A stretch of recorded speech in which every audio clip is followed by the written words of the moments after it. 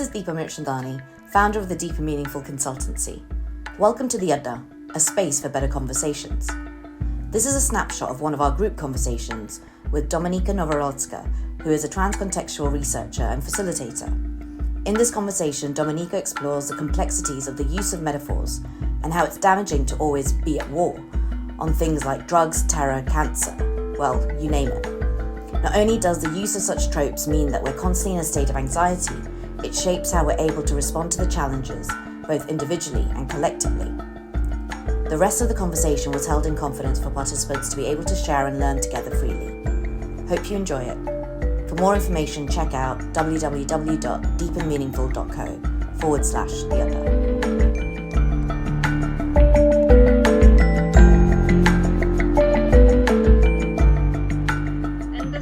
Terms, like really the thinking is quite straightforward, even though the theories can kind of go in different directions, and it's all quite, as theories go in academia, can be different.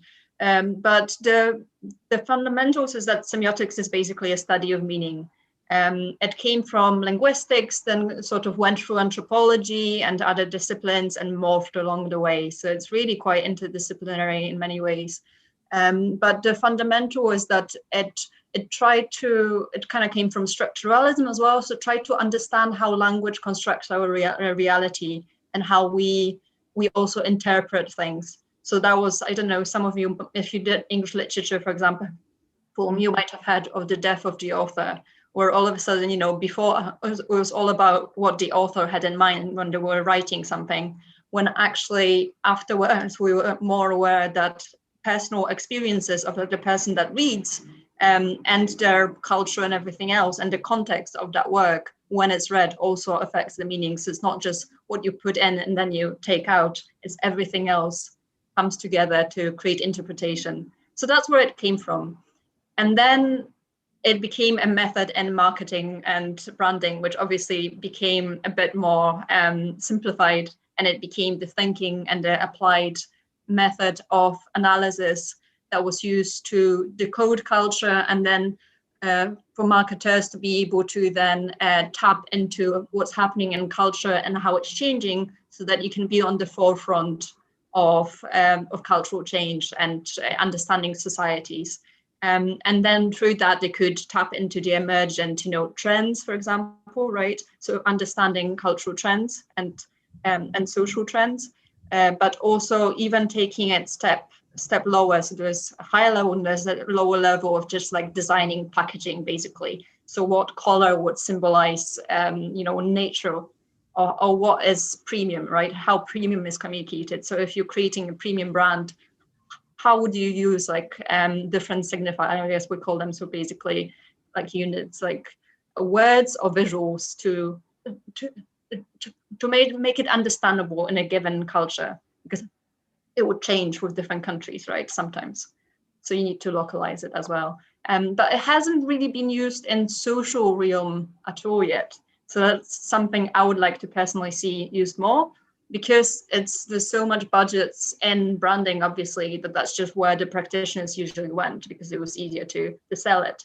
But I think personally that the thinking has got so much potential to reframe really challenging problems. Because sometimes, as in case of metaphors, we don't realize that they affect our thinking and our approaches to things. That's really interesting, right? This idea that the language shapes our associations, that makes sense. I mean, the pain of having done English literature and studied Wuthering Heights, and the symbolism of the Moors and all of that I had to go through. That makes sense to me. But what's really interesting is how that then shapes our attitudes, and then how that shows up in how we then behave, right? And what we take to be givens, because of and I'm really interested in you kind of decoding all of that. But how could you talk a little bit about then how that manifests in the attitudes that we adopt, and why semiotics connects, why it's important in understanding that? Yeah, I mean, in my personal experience, or how I understand and how I use it in my thinking and my work, is that, because in that paradigm, language constructs how we see reality, right? What we see as possible, or like what our culture, like what's acceptable in culture, right? What behaviors, like what everything else, technically. So if you become aware of those models, you can start shifting them towards what's more preferable, right? I suppose we'll see it more when I show the presentation, because then I can actually show it an example. It's kind of hard to just talk in a completely conceptually. But at the end of the day, I think the most important thing is that it reframes the problem or the situation in your head, so that you see that the mental models that you had of it are not necessarily real. They're constructed through how you've been talking about it or how you've seen it framed before. Quite often, it's quite often habitual. Can you show us the examples? Because Yeah, I think so I'll just screen share now. You can just very quickly just go through them. We talked about it before when we were organizing it, that we kind of wanted to share not just war, but also other contexts as well, so that you can see how it can manifest. But yeah, the obvious one, I suppose, is coronavirus recently. How we talk about coronavirus is very much framed through that language of war, and how we are at war with the virus. I mean, that's what the politicians were saying quite straightforwardly. It's not even hidden. And that's the interesting thing. And so that's the important thing as well. When we talk about language and semiotics, we also mean visual language. It's not just words. And we quite often forget that images also communicate, and we can interpret them, and we can see that there is a narrative there, right? So you've got obviously the here we're fighting the virus, but also there are people at the front lines that are almost a cannon fodder, right? When you extend that metaphor, that even though they're the heroes, but the extension of the hero is that they're sacrificing their lives, and that they have almost those superhero powers as well, given the context of the superhero movie. So there's that dual narrative of the superhero and also of the hero of war, which kind of complicates the picture a bit, which allows then politicians not to pay them properly, because they're giving the sacrifice. It's they're choosing to do that for the nation, right? That's I suppose the extension of that. Because war comes up so often, right? So, and I think you're going to talk about this. Like, Yeah. why are we so obsessed with war talk? I suppose that's just what we know. Again, it's habitual. It's something that's, I mean, humans waged wars so often in the past, and now we don't really do that, at least on our soil. But I think it's still hidden, in those kind of linguistic phrases, like that's why I put here battle and illness. I mean, that's just a phrase. It's not even a metaphor. I mean, it is a metaphor. It suggests that an illness is something that we fight, right? And that gets complicated, especially with autoimmune illnesses or chronic illnesses, when all of a sudden you can't battle it. It's there all the time. If you fight it, that's when you get more ill. You just have to come to terms with that, right? And to the use of it in the media, like, as I was we've been talking about this, and we've been and I've been kind of learning a little bit more. But do you think it's deliberate, or do you think it's just lazy? Like, is it just easy to use these kinds of this language in a kind of hyperbole type of way that creates anxiety, which then means you sit and watch the news for 24 hours a day? Yeah. And like, this language breeds anxiety, right? Yeah. Because it's always in the state of preparation for something, right? You don't have the time to actually process and to heal because you're at war, right? You just have to get through that, right? It comes from certain things. But I don't even think it's laziness. I think quite a lot of people are just unaware that they're doing it, because it's so ingrained in how we're used to talking about things like that. And they've had other people talk about things like that. They don't even realize that that's what they're implying through that language and through those imagery. I mean, some do. And that's why you have then people saying, oh, we should stop the language of war. but it's usually people who are already trained in noticing those things, right? I think the majority of population, even journalists, are just not trained in seeing that that's what they're doing, if it makes sense. Because it's obvious only when someone points it out, and then you see it everywhere, right? I suppose I'll show the next one, just to show you like a range of things. So here, yeah, as you said, war is in quite a lot of our social issues. There's drugs, there's cancer, there's terror, there is poverty, everything is war. So it just never ends. It just never ever ends. But the problem is the way to win is not to be at war, which is evident through, I really love that example. I was telling Deepa before we started that what Scotland did with violence is so interesting, because even that headline tells you that Scotland won the war on crime, but actually it didn't. They won by not being at war at all, but by framing violence as a public health issue, as an epidemiological crisis that they can quench by addressing the centers where it appears and addressing the contextual kind of social causes of it, rather than thinking, oh, they're the bad ones, we'll destroy them, right? Because that didn't work. They reframed the whole issue and all of a sudden it worked. And before, when they were trying to do it first, no one believed them that it was possible. It was a very small unit, very underfunded. And then the results started coming in, and they started getting more funding because all of a sudden they proved that approach worked.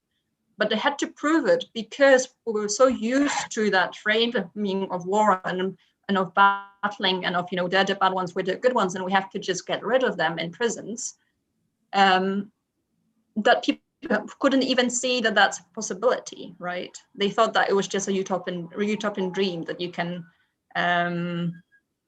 achieve it differently. So that's why I find it so interesting. I'll just very quickly run through the rest just to show you, like, not just war, but also you've got other metaphors like an immigration, right?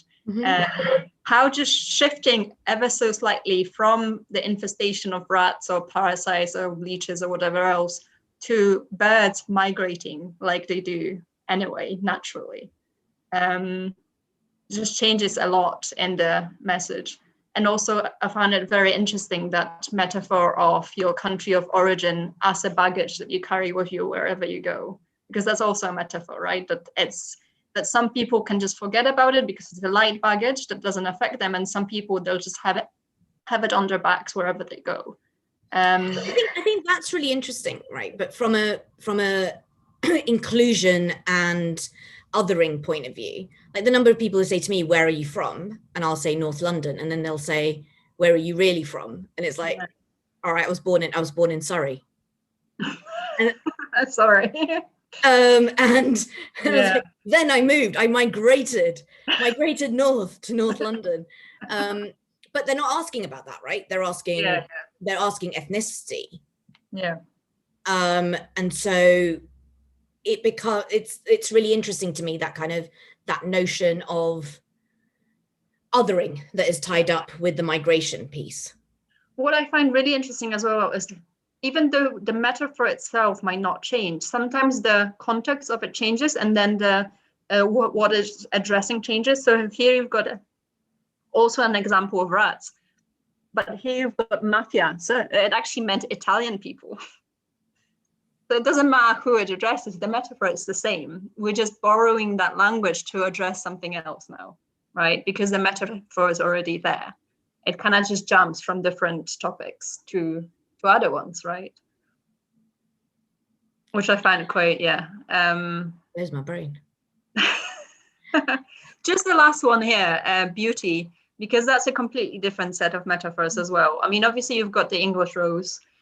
So then, you know, beauty as a flower, as something that withers away or doesn't. Does it wither away? Like, you know, is it something that's completely just skin deep, which is also a metaphor in a sense, because it's, you know, not deeply rooted, it's just on the surface. Or is it maybe something that's deeply rooted like a tree, right, in the mind as well, and it comes out, or it radiates out like a sun almost, right? The language of radiation. But then on the other side, you've got ebony, which is addressing, you know, a black skin. But even though it's an empowering metaphor, because Ibn is beautiful, is valuable as well, but it's valuable in a commercial sense. So I don't even know if that's a perfect metaphor to use, because it also has some certain repercussions potentially. I mean, it's not used that way anymore, but it used to be just a valuable resource, Ebony. And we talked about the kind of the use of like Fair and Lovely, which was a beauty product in marketed in India. It was a Unilever product, and they've now decided to change the name after last year's Black Lives Matter, the escalation and the kind of the global movement that it became after George Floyd's murder last year. But I mean, there's been backlash in the marketing of it, in India over the number of years. But this whole idea of, and the stigma associated again with racial undertones, but the message being fair and beautiful, dark and ugly, and then how that then deeply problematic, because of the representation of people of color. Also the whitening products, right? And Asia and China and everywhere else. And I think it's really interesting that when we're thinking about social change and thinking about how metaphors are used within the sectors that and the industries that we work in. Not everyone who works in social change, but I mean, it's.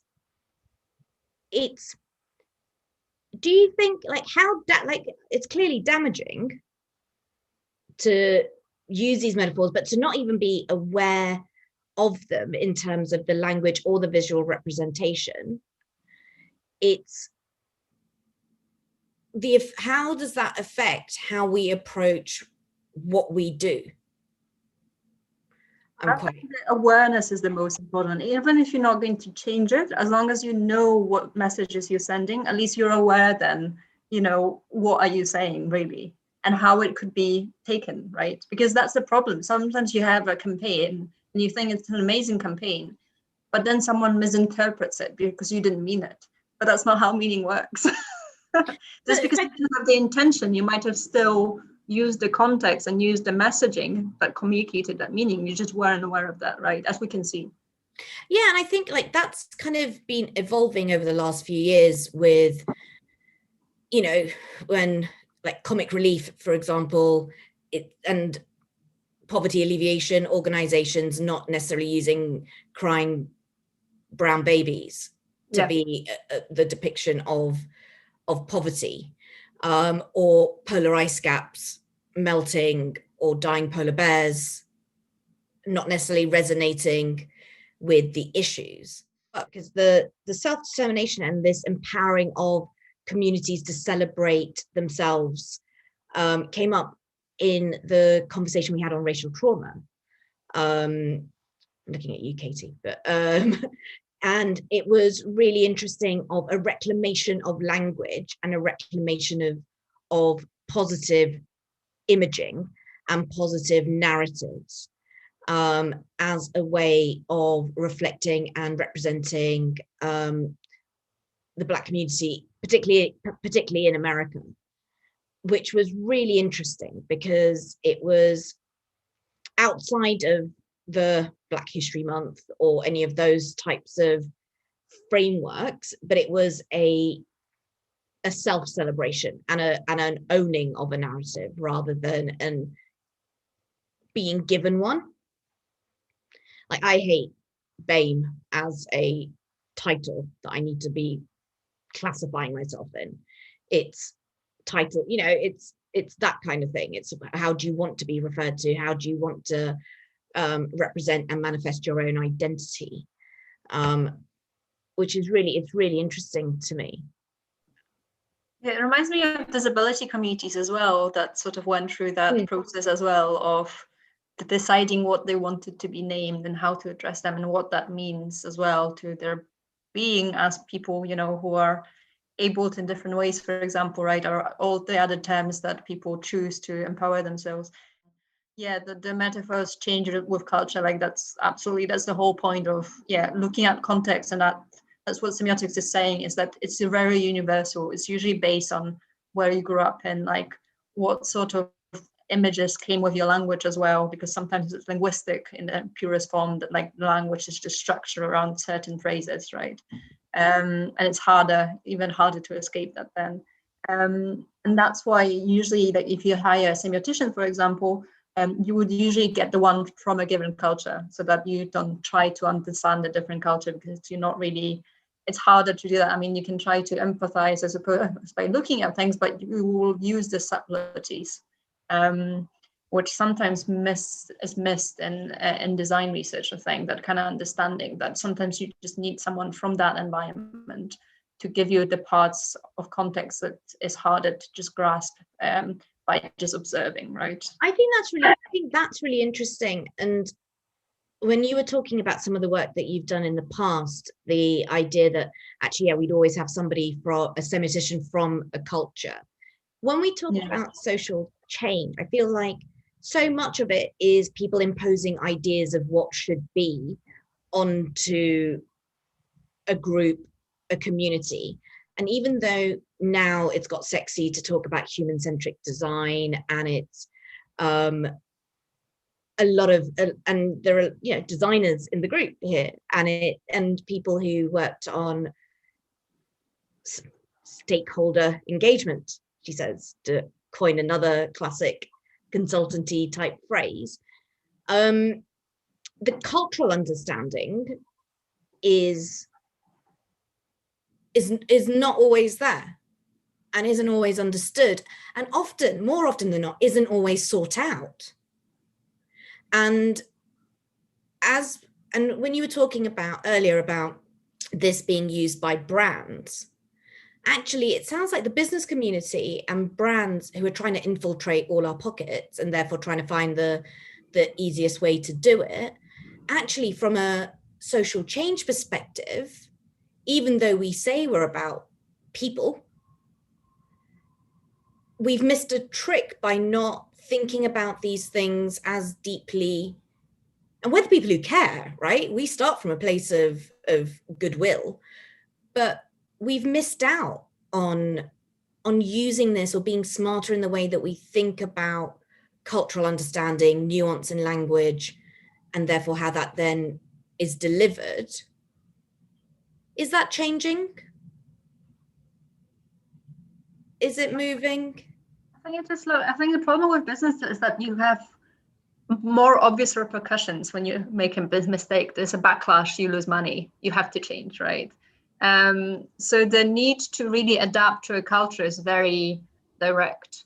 Like, for example, when you had a problem with the Chinese, when Dolce & Gabbana, I think it was, tried to enter the Chinese, they weren't on the Chinese market, but they released an ad with someone using chopsticks to eat Italian dishes, and people were furious because chopsticks are such a huge part of the culture, that are so respected, that was just disrespectful. Because we talked about in the session we had on deconstructing the media, Mira, who was part of that session, gave an example of, and we were talking about decolonizing and calling out the colonial in the media. And she showed an article that an British Indian author had written that was featured in The Guardian. And the original piece, it was about train travel across India. And it had this visual of a train on a platform, and there was a cow on the platform, right? Which is kind of sloppy, there are cows on every platform in India trope. And actually the author, and I've traveled in India on trains, never seen a cow on a platform, but that's by the by. But the author asked for that image to be changed and to one of a busy platform in an urban center, which was more about commuters, rather than a guy with a turban and a cow on a train platform. And she was talking about the fact that she felt like the author was quite brave in calling that out, and the visual misrepresentation, which then would influence how that article was being read and interpreted in the Guardian. And the metaphor of or the visual representation is obviously one of associating train travel with poverty and with or the exotic, the othering of what that experience may be like.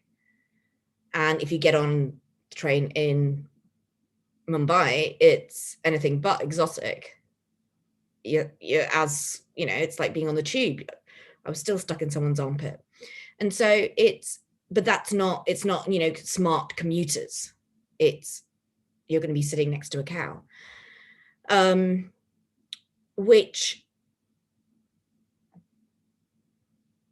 But the split second of like the kind of the choice that was made by the person who chose that photograph or chose that image, we kind of talked about quite a bit in that session, because it was from a misrepresentation lens. Are there things that come up in your work or that you've seen in the areas that you work in where actually often the visual manifestation or the visual metaphor is as offensive, or is if not more offensive than the potential of the language that you see? I might give you some more context. I mean, sometimes it's not even about being offensive, but just about changing the meaning itself, basically, to something else. So it doesn't have to be negative necessarily. It just completely changes the thing. I'm famously horrible at trying to like pick out things like that. But a really good example, if you want to read later, is Ways of Seeing by John Berger, because he's really good at explaining all of that. Tell us a bit more about that. So like to make you more cognizant of what you're seeing and how you're seeing it. Yeah, well, John Berger was basically a very famous art critic who kind of, I think he used semiotics, even though he never mentioned the word, because all of his frameworks are around that, basically about how the fact that when we entered the age of mechanical reproduction, right, that you could have an image on the screen, for example, or have it printed out, that changed a lot in the art world and in general, and how we interpret images. Because he gave this really great example of a museum. When you're in a museum and you have an artwork, the context is very strictly curated. It's always the same. You always go in there, and that's when you experience the artwork. In the past, when you didn't have the internet, right? Or you were in the cathedral, and then everything else around the cathedral kind of gave the context to that image. But once you can take that image and see it on the laptop, all of a sudden the context is your room and thousands of other rooms that will give a different, environment to experiencing that artwork. So it's no longer just seeing it in one specific place that everyone else sees it in the same place and experiences it, and at least reasonably similar way apart from their personal experiences of life, for example, right? But all of a sudden the variables change a lot more. And then when you see that artwork 100 years later, the context of the world changed, so that our artwork will also have slightly different meaning based on what's happening with politics, what's happening with everything else. So he kind of walks you through that in the series. It's on BBC. It used to be just like a documentary, kind of a few part series. Or there is a small booklet. It's very, very, I really like it. Like, is there like the approach of looking at things, or as we think about alternatives, what are the things to be cognizant of as we're writing, as we're designing programs, as we're thinking about, I'm going to go big, as we're thinking about life? I don't know, like are there approaches or ways that we can be more cognizant? Because obviously talking about it and being exposed to it, the more we think, the more we're going to challenge. But is there a semiotic kind of chip that I need to be turning on as I look at changing the world? Well, as I said, there's a method that was developed for applied semiotics, which actually there is a book now. An author, Professor Rachel Laws, wrote a book, and then there's another book that someone else is writing at the moment. So finally, semioticians are sharing their knowledge, which which took a while. So that would be a point that if you wanted to learn more, that's more like applied, just literally here are some tools that I use when I think through those problems, and that's how you can unlock them easier, almost. Right. So there are like specific steps that we take. I mean, designers know, for example, when you analyze interviews, right, you always do, I forgot what that analysis is exactly called, but you basically affiliate things like based on themes, right? You try to find themes first and then group them together and then find like specific groupings that kind of correspond to that. So you can do the exact same thing with images. That's basically, as I kind of tried to show in that presentation, you kind of try to find like similar themes, and then you have a certain picture of like how you, how that specific category communicates things. So the easiest thing would be if you are in a specific space, like try to just do that analysis yourself. Try to see like how other people talk about it and what are the specific either metaphors or themes or anything else, and then you can see, okay, which ones would be the most helpful for me to tap into, because it's not always about finding new ones. Sometimes they already exist, you just choose one over the other without realizing, right? Or as you said, Deepa, as well, and Katie, sometimes it's about finding one that resonates more with the audience because they already have them. It's just usually the ones we speak to them with are the ones we know from our context, right? And there's that disconnect that it's not us, and that's what kind of brands are doing at the moment. So it's not always even manipulation per se. Sometimes it depends on the brand, but if it's done really well, it's just about finding the language that connects effortlessly and people will understand because they use it naturally. So it's a mental model, but more on the visual kind of or meaning side than just about how they think that you can access when you interview people, right? For me, it's always the side of the same coin, basically. So I spent so much time like critiquing and analyzing, and actually the idea of the positive is it's a nice reminder of actually there's positivity in these as much as there is the negative, right? The war feels like a really negative one to me, and it feels manipulative, but actually the positive metaphors are the ones that bring together and join. And metaphors are potent, has to be one of the most beautiful things said in the last 90 minutes, but to quote Katie, but it's that bridge building. I think it's the remembering that actually the storytelling, the harmony building, and the connections through metaphors is the way to go. There's something really beautiful about that. And Dominika, last word from you, my dear. Yeah, loads of pressure. No, I wanted to thank you all as well. It's so great to see it being receptive, and it gives you something to your practice as well, because for the longest time, for like the last year or two, I've been thinking about, I'm really interested in design, but will it actually connect with that practice, which is quite detached from that, from the use of those methods. So it was kind of my personal quest to see like how could it connect, just because I want to be involved with that world as well. But also just, I got so much from design, more from the side of participation methods, and how, there's actually a lot of power in going to communities, to grassroots, and to actually involving them rather than just, sometimes research and analysis, especially in semiotics, I suppose, so far still comes from the place of experts. You come in, you analyze the images, you analyze the material, the data, and then you have your report, right? When I think really the next step is to, as you said, Deepa, as well, to bring all of those contexts and allow them to tell us, how does it make sense to you? I mean, that's sense making as well, which, I think, Gemma, you get involved with a bit. So that's the next step for me to learn sense making, which is apparently a different thing.